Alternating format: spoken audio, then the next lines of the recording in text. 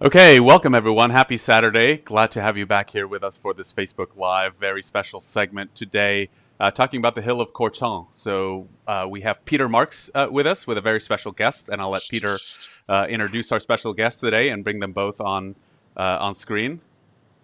Hey, Peter.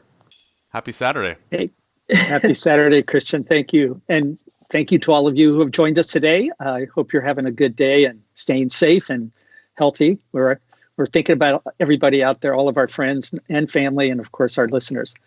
Hopefully today we'll brighten your afternoon a little bit by our wonderful guest. We have Margaret McCamic, who is a master of wine. She is a general manager for Carolus Wine Imports. Mm-hmm. And most of all, she is a great friend.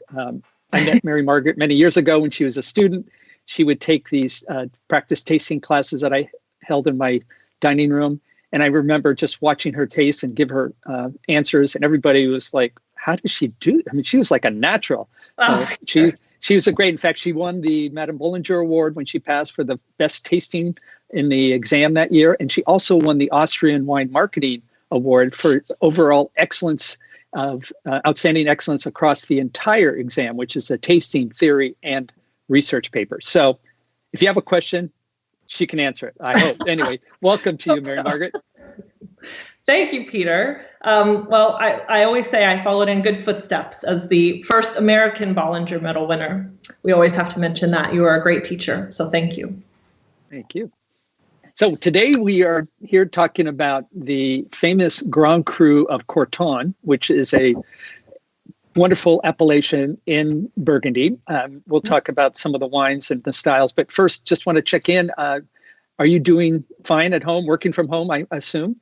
Doing fine, hanging in there. Good. I have a trusty assistant, Mickey, the small dog, the one-eyed rescue pup, and he's always close by. But I usually split work from home and the winery, so it's not that different, but it just feels a little different. And I'm with you, just sort of thinking of everybody and hoping that everybody watching is doing okay too. So good. Hanging in. Before you became a master of wine, you worked for an importer, distributor who specialized especially in Burgundy wines. Mm-hmm. And now you work for one of the finest domains of all of Burgundy, Bonneau du Martray. I'm just curious, is Burgundy your favorite region? I think the track record shows it kind of has to be, right? But it definitely is. That said, I love Burgundy. I love sort of this unique lens through which we can look at Pinot Noir and Chardonnay. I think you see vintage variation in Burgundy like no other place. And they're just delicious wines. But of course, I drink other things too. I can't drink Burgundy every day. I love Rioja. I love Austrian whites. I love lots of different things. Loire Valley. But Burgundy is very close to my heart. Yes. Good. Yeah. I'm sure you would agree, passing the master wine exam helps you realize that great wines are made everywhere in the world, and you learn to appreciate them, whether it's your style of preference or not. Absolutely. Well, you must have traveled to Burgundy many times. How many times have you been there? I think probably close to 10 at this point. It's not, there's probably people who've traveled. I think of like Charles Curtis and a lot of people who probably travel every year. I get to go a lot more now because of Bonneau du Martray. But obviously in previous jobs and importing, I got to travel to Burgundy a lot. So it's a wonderful sort of treat to get to travel and see it every year. And I got to work Harvest in 2019 just for a couple days. But it was a wonderful experience and I loved it. Well, obviously, traveling to a location is a great place to learn about it. But I'm assuming many of our listeners today are studying about wine. And outside of going there in person, what resources would you recommend to someone who wants to know more about Burgundy? Yeah, great question. So I have a few books next to me that are my resources. Obviously, if you don't have the Oxford, or this is the World Atlas to Wine, the Oxford Companion is sort of a given, but this is a must-have if you don't have it for all things Burgundy. I am also a big fan of Clive Coates. This is sort of the Bible for me, The Wines of Burgundy. It's a short read, just like a Tuesday evening. Just whip through it. I also have this book that I got. It's about all the Grand Crus in Burgundy. I'm trying to. There, you can see it. Yeah. And who's that? Oh, and that's Remington Norman. That that is a book that I really love myself. That's fantastic. A great book. So many, lots of pictures. It gives a lot of information about ownership, the splitting of different Grand Crus, sort of the unique soil aspects, and just so much information. And then this book, maybe people have this, but this is, again, see, look, I'm not technology savvy. Great Wine Terroirs, which it really kind of Jacques Fenet. Gets into some geeky details about geology and soil development, but I think it's a really good resource just to reference. So those would be the things that I would say any Burgundy lover should have on hand at all times. Right. Good. So speaking about the Hill of Corton, and this is a very prestigious appellation. It's right in the northern limit of the Côte de Beaune. When you go to Burgundy, how do you travel there? Well, I've flown into Paris before, but the thought of driving in Paris is just terrifying to me. And so I usually fly into Lyon, and then I drive north all through Burgundy. You drive through Macon, you drive through the Côte Chalonnaise, you drive all through the villages, and I usually have to stop in Beaune to pick up some groceries because I stay in the tiny village of Pernon-Vergelès near the estate. And once you hit Beaune, for people who've traveled there, then you you head north, and you very quickly are sort of inundated with the vines. And that's when it starts to get really, really exciting. You sort of feel like you're there. And you take this turn. And honestly, the first time I traveled to Pernon, I thought that what I was seeing was the Hill of Corton the first time I saw it. But it really was the premier crus within Pernon. They're really beautifully, steeply sloped. There's also sort of these trees at the top. But really, the Hill of Corton is, you kind of have to veer, and then you see this gorgeous, majestic hill, the forest on top. Yep, there it is. That's when you're very close. That's like when you're almost stepping onto the vineyards. But you start to see it, and you see to the left this sort of beautiful little sleepy village of Pernon, and it just feels like you're in a different place and time. And that's really my favorite part of when I get to Burgundy is when I hit the hill and I get to see what's about to come. Yeah, and it looks just like literally somebody has a haircut where it's just bare on the side and you got a little circle on top, right? Yeah, exactly. And the history of Corton is amazing. Can you share a little bit about the history of this famous appellation? Yeah, well, so I kind of feel like it might be necessary to go just a little bit of an overview of Burgundy's history and the development of the terroir. Just a brief trip back about 200 million years. Do you think that's a good place to start, Peter? We don't have all day, so yeah, do the 30-second version. We'll be here all day. No, we don't have to go that far back and stay there too long. But I think it's really important for students to understand that 200 million years ago, all of Burgundy, as we know it, was really under the ocean. It was sort of this warm, shallow sea. And over about 170 million years, the sand and the there's fossilized seashells sort of formed this compact limestone that really has become the base of a lot of soils that we see throughout Burgundy. And then when the Alps were formed, some 30 million years ago, whatever it was, there's this sort of rift that was formed. And Burgundy sort of on all of these different rifts, and all of this geological activity over time caused there to be different elevations, the melding of the soils, the melding of limestone and clay and marl and all of the soils that we see in Burgundy. And then now there are just like thousands of different sites within Burgundy that all have their unique exposition. They've been deteriorated differently. And it's really the wines that you drink from Burgundy, from Grand Cru Corton. I mean, you're literally, these are 200 million years in the making of wines. So it's kind of amazing just in general Burgundy. But specifically to the Hill of Corton, we can kind of jump back maybe just 2 millennia and think about the past couple thousand years. I think most people know the history of Corton because of Charlemagne, right? The affixing of Charlemagne to Corton, because he really... he's become famous for gifting that land to the Catholic Church in around 775.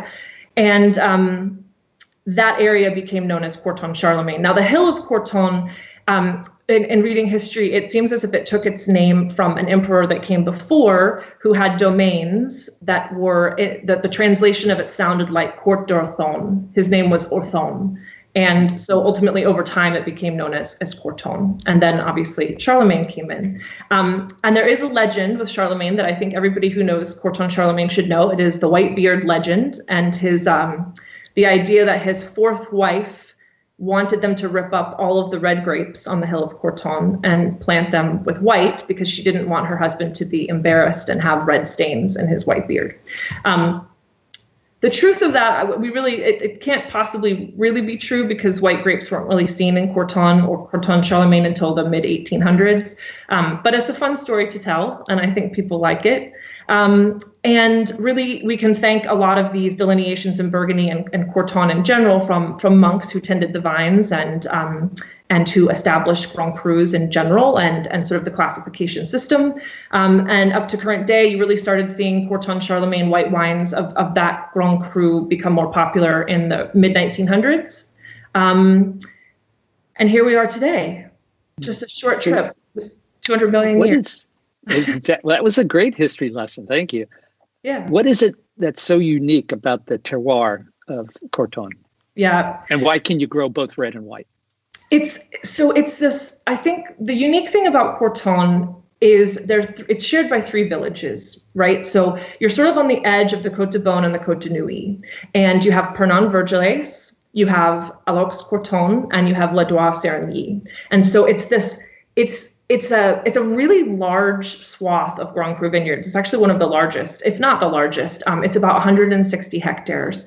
And this unique sort of division of soil types, part of the hill has a limestone outcrop, and that's sort of where white grapes grow best, where Chardonnay grows best. And that's the bottom. The picture that Christian's showing is actually the bottom of the hill. That's more clay, redder soils. There's certainly still limestone and marl there, but that's sort of the base of the soil, the bottom of the hill of Corton and Corton Charlemagne. One thing I would say, though, is that it's really hard to generalize about soils. I mean, Bonneau de Martrey alone has like 9 to 10 different soil types that it's identified within its variations of soil that it's identified. So across the whole hill, you have a variety of different soils. But this is a picture of the middle of the hill in Corton Charlemagne, and you can see that it's a little bit stonier. You can see that it's a little bit whiter. Can you see that, Peter? Kind of looks whiter. Yes, absolutely. Yeah. It's kind of drastic. And at the bottom of the hill, typically in Corton Charlemagne, that's where Pinot Noir is planted, right? But that sort of darker soil, redder soil has a little bit more clay. That sort of extends through Aloxe-corton as well. And so you see more Pinot Noir planted on the Aloxe side. You also see more Pinot Noir planted there because it's more south-southeast facing. And so the sun can ripen Pinot Noir better. Whereas Corton Charlemagne is facing more south-southwest. And so it gets longer days of sunlight, but the light doesn't come until a little bit later in the day. And then if we move to the top of the hill, you see they're thicker slabs of limestone. This is within the Corton Charlemagne, and this is the sort of the best strip, obviously, for white wines, for Grand Cru Chardonnay. What's important is it's not just one factor within Corton that makes it so sort of special and unique. It's these diverse soil types, the different exposures, right? South, southeast, south, southwest.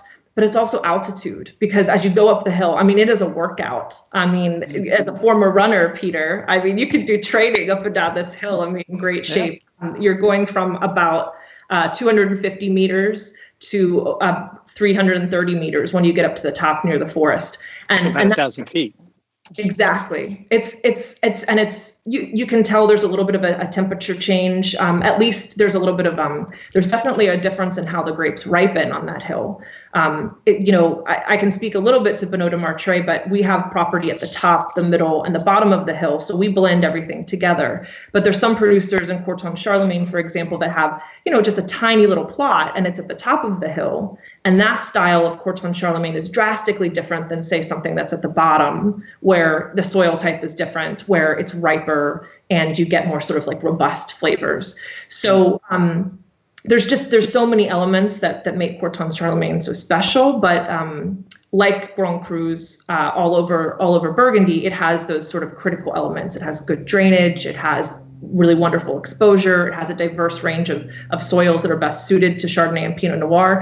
And I guess what makes it unique is that those things coexist on the same hill, and so you can have Grand Cru White and Grand Cru Red. Yeah, it's fantastic. Yeah. How would you characterize?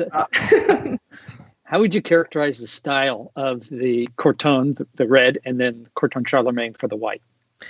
Yeah, so especially students who are blind tasting and trying to think how you wrap around discerning the differences between Grand Crus. I mean, I think we can both agree that if you get to Corton Charlemagne and it turns out to be, Chevalier Montrachet, it's not the end of the world. You're still in Grand Cru. That's still a pretty good job, right? But if you're distinguishing, if you're getting really into the nitty gritty of what makes Corton Charlemagne different, I would say that it has, it sort of brings in elements of Grand Cru Chablis as well as like Le Montrachet and Chevalier Montrachet, because it kind of sits in the middle there. It has more altitude than some parts of Le Montrachet. It's a little bit farther north, so it's not quite as warm there, and it has a little bit of a different exposition. So to me, Corton Charlemagne, it shows a taut, tense acidity that is reminiscent to me of Grand Cru Chablis. There's a lot of flinty minerality, but then it also has this sort of beautiful, robust, fleshy mid-palate that sort of reminds me that I'm in, the Côte de Beaune. And then texturally and on the finish, I mean, these wines are just haunting. The long finish, very focused, very chiseled, but in contrast to, say, Chablis Grand Cru, that's kind of, just razor sharp and a little bit, sometimes can be leaner. Some vintages it's riper and more robust. Corton Charlemagne kind of falls in the middle, and in contrast to something farther south in Puligny Montrachet or Chassagne Montrachet, you don't have quite the same ripe, robust richness that those wines can tend to have. As for, is that a good description? Yeah, and I was just going to, and because of that, at least I haven't tasted as many Corton Charlemagne as you, but what I have tasted is they are very taut or very reserved when they're youthful. Yeah. And then it takes at least 5, if not 10 years before they really start to show their true self. And then it's amazing at 10 years that they just blossom and are fantastic. Yeah. Is that what you find as well? Yeah, I do. I think some vintages, like 2015 is so open now and just from the gate was very accessible. But you're right. I think a lot of producers make styles that tend to really open up and evolve over time really nicely, just like Chablis Grand Cru. And then with Corton, and you chime in here, Peter, too, if these are markers for you. But for me, Corton, I hate to keep saying it sort of straddles these worlds, but it kind of does. It has some elements of the Côte de Nuit. It can have finesse and elegance. Some climats within Corton can have finesse and elegance that remind me of, Chambon-Musigny Grand Crus or even Gevrey Grand Crus. But there's a little bit of a boniness to the tannins of Corton, and there's a little bit more red fruit to Corton that reminds me that I'm in the Côte de Beaune. So I can see people confusing, really nice Premier Cru Pommard for Corton. I could see people confusing maybe cooler vintages of Gevrey Chambertin for Corton, because Corton sort of has that meaty, savory red fruit and firm tannins. But I would say that this is kind of where the uniquity of Corton comes back into play, because the other unique thing about Corton is because it's so big, there's all these little sub-climats. You can see Corton Clos de Roi, you can see Corton Bressand or Renard, you can see the affixed sort of sub little divisions, the Ludi, within Corton on the label. And even within that appellation, within Grand Cru Corton, there's so much diversity of style. Right. Just like I have to ask, in your numerous blind tastings, have you ever misidentified a Corton or Corton Charlemagne? Identified anything, Peter? Right now, of course, of course. Yeah, and you gave those laterals, which could logically be a good estimation of another wine that's similar to it. Yeah. Yeah, I think I think everybody makes, you get better by making those mistakes, of course. And so I've made plenty of them and tried to learn from them. But, I've mistaken wines that I used to sell before. I've been blind tasted on, you did it to me one time. You blind I think I did. On Cota Sancerre, which was hard. Yeah. I didn't well, enough about that. I'm curious, one of the things I generally see when I'm looking at prices of Corton or Corton Charlemagne, being a Grand Cru, they seem to be a little less expensive than some of the other Grand Crus in Burgundy. And I'm curious why that might be the case. Well, I think a lot of that has to do with the quantity that's produced in some ways. There's a lot of factors here. It's really interesting. Coche is a producer in Corton Charlemagne, and those are some of the most expensive of wines that you can see.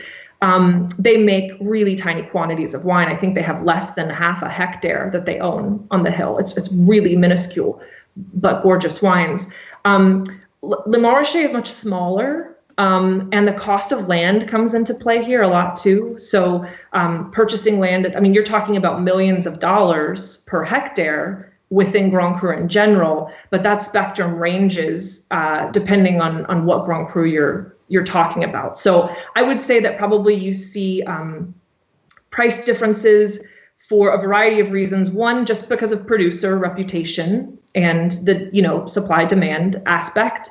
Two, because of the cost of land and how much a certain producer is making, for example. And even within Grand Crus, you see that difference as well. Does that answer your question? Yeah, that makes total sense. Thanks. Yeah. So you represent Bonneau du Martray. If you don't mind sharing, what is the approximate retail prices for the Corton and Corton Charlemagne? And also, how many cases do you produce? Yeah, for sure. So we produce, I would say globally, we're looking at about 2,000 cases of Corton Charlemagne. 19 will definitely be much less. Retail price for the current release, which is 2018, is from us is $275 a bottle. There has been a price increase over time.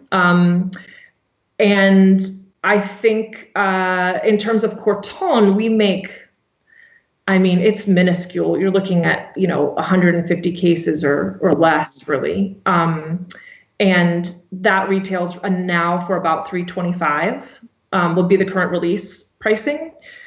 But you can find, Corton Charlemagne can range in price. I used to import Marius de l'Arche. They're a tiny little grower producer. And I think their Corton Charlemagne from North Berkeley, we sold it at the time for about $115. Mm-hmm.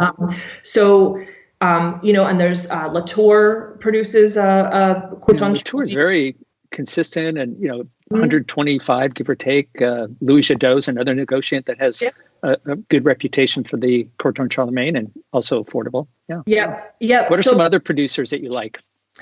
All of those, we're right next to Latour. That's where the famous sort of cross of Charlemagne is. If you're looking down from the hill. Bizet, Simon Bizet is a good producer. Like I said, Delarche, I am of course biased towards Bonneau du Martray. I think it's a benchmark and probably one of the most sort of complete expressions of the hill. For Corton, I used to work with Pousse d'Or. They make beautiful wines, really elegant. Delarche again, and of course Latour. I'm trying to think of things people can find. Right. I used to sell a lot of Tullabo when I was back in my retail days. They're on the red side, but they make some good Cortons. Yeah. Absolutely. And of course, there's growers that sell to negociants, and there's different producers who in certain vintages will make Corton or not, depending on what they decide to do. We lease some vines to Domaine Romani-Conti. They're going to start making a Corton Charlemagne. Loire has made Corton as well. I wonder what that's going to go for. No, I don't know. But it's probably more expensive than Bonneau du Martray, right? I think so. Yeah. Yes. But I'm going to pause and just ask Christian if there are any questions that have come up. I haven't been able to follow the comments, so I want to pause because I'm sure we might have some interesting things. Not yet. Okay, good. Oh, okay. All right. Well, if you have questions, please don't hesitate. Put them in the comment section. And while we're waiting for that, I'm interested, maybe just getting off the topic of wine for a moment. Is there something about you that people would be interested to know or surprised to know about?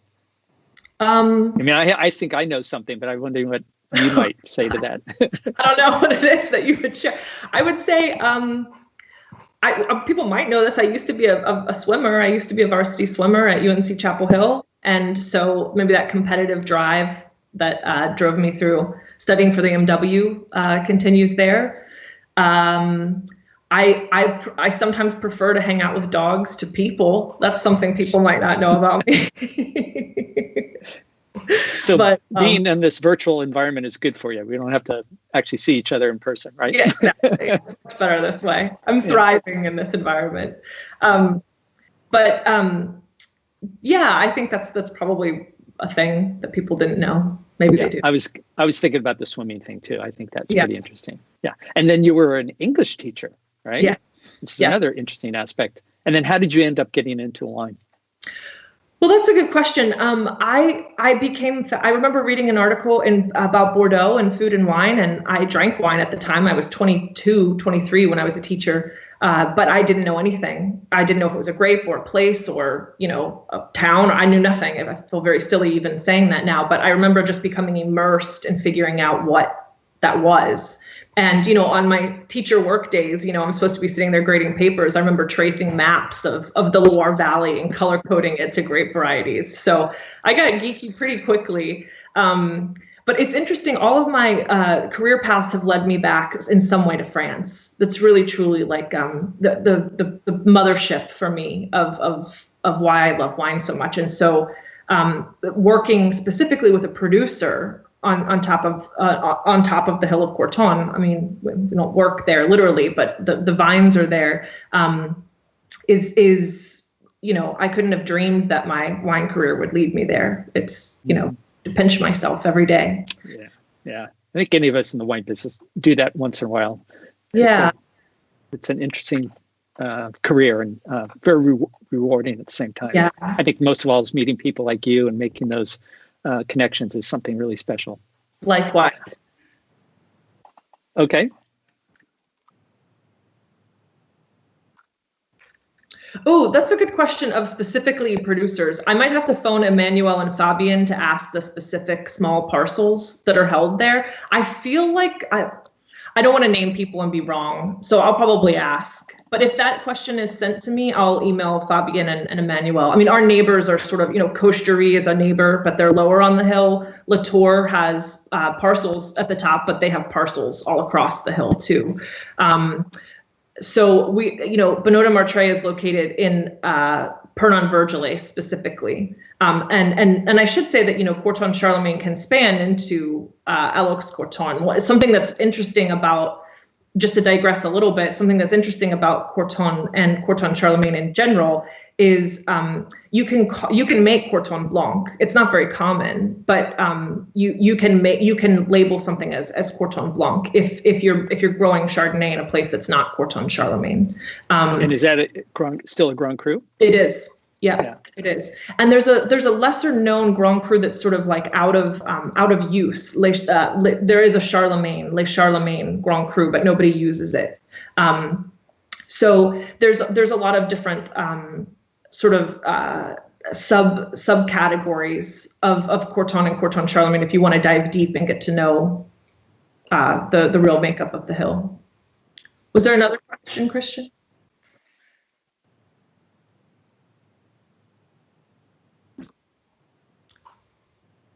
From Aloxe-corton, or can I just say from Corton in general? Because I'm mostly drinking whites. I would say the premier crus from Pernon-Vergelais for me, and Caradoc, Souffretil. Souffretil sort of sits behind the village. When you look out from parcels in Corton Charlemagne, you can see in Caradoc, you can see Ile-de-Vergelais, and the price point for those bottles is just remarkable. I mean, absolutely remarkable. Undervalued. I mean, honestly, I would say Delarche, Marius Delarche makes really beautiful Corton. It's and Corton Charlemagne that's just really quite inexpensive for what you get. Great. We have another question here. We have, what is global warming doing to the whites from the hill? With elevation exposition differences, I have to believe that there were traditionally great plots that are likely too warm. So we have someone who's very passionate about Burgundy here. Yeah, I would say that's a complicated question, but it's a good one. What I think you see is the ability to, there are parts of the hill where it with warmer temperatures over time, of course, and in different vintages, you're going to have riper grapes and potentially riper styles. There are obviously ways to mitigate that in terms of, picking choices and whether or not you have the ability to blend from higher altitude parcels on the hill. I think in general, we're seeing, I don't necessarily know that it's unique to the Hill of Corton, but I think we're seeing vintages in general that are have the ability to have more accessible fruit styles in their youth. And we want to make sure that we still have that nice balance of acid. I mean, you just see that there's 15, 16, 17, 18, 19 are all exceptional. I mean, and 14, of course, too, are really nice vintages that have lots of ripe fruit. So, but I don't know that we're to the point where it's getting too warm for Chardonnay or Pinot Noir on the hill. I think it just, one of the things with climate change is, people aren't necessarily ripping up one thing to plant something else. It's completely impractical. They're just sort of adjusting how they farm and, maybe how they manage their canopy and what their pick times are. And how they sort of allow these vines to become still what is Corton Charlemagne and Corton, but just a different. I feel like there's so much I could say here. I have a million answers running through my head, but there's a lot of different variables with that question. So I want to make sure that I don't make it. I think that producer to producer, they're doing different things depending on where their plots are on the hill. Yeah. Especially as you get further to the west, there's the sun is not as direct. You get some shadow effect, so it tends to be cooler on the west side as opposed to the southeast, right? Yeah. Good. So I hope I answered that somewhat for that person. Yeah, that's good. We can have a longer conversation another day. Well, I think we might, unless Christian has another question. I have one last question for you. Hopefully this crisis will end before too long. And I don't know if I always try to think positive in what I'm going to do when I can go outside and dine out. Have you thought about going out to a restaurant, and what will be that first wine that you drink, maybe with your husband or with your friends when you get out to celebrate being back into somewhat of a normal state? I mean, I think it has to be Corton or Corton Charlemagne. I mean, that might be what you say. So I think I probably will take ourselves out to Bouchon and when they reopen in Yountville, and we'll scour the wine list, and we'll pick out something that reminds us of maybe this conversation. And may I join you? Yes, Peter, you should. Oh, great. I'm in. Thank you. Well, Mary Margaret, this has been fantastic, and I really appreciate you taking the time. And we could have gone on for another hour or two just talking about Burgundy and Corton. Yeah. But again, I hope maybe we'll have you back another time, and hopefully, in the meantime, stay well and enjoy everything, and have a great day. Peter. Thank you so much. Thank you so much for having me. Yeah. Thank you, Christian. Yeah, well, thanks so much to both of you, and for the knowledge bombs that you brought and dropped today, Mary Margaret. Always a pleasure to have you with us. Join us back here Monday at 2 p.m., where Peter will be interviewing Morgan Twain Peterson, who is also a master of wine, and he's going to be talking a little bit about investigating old vine vineyards and field blends in California. So something not to be missed. As a reminder, you can find these interviews recorded on our YouTube channel for later viewing as well. In the meantime, have a great weekend, stay safe, and we'll see you back here on Monday. Cheers, everyone.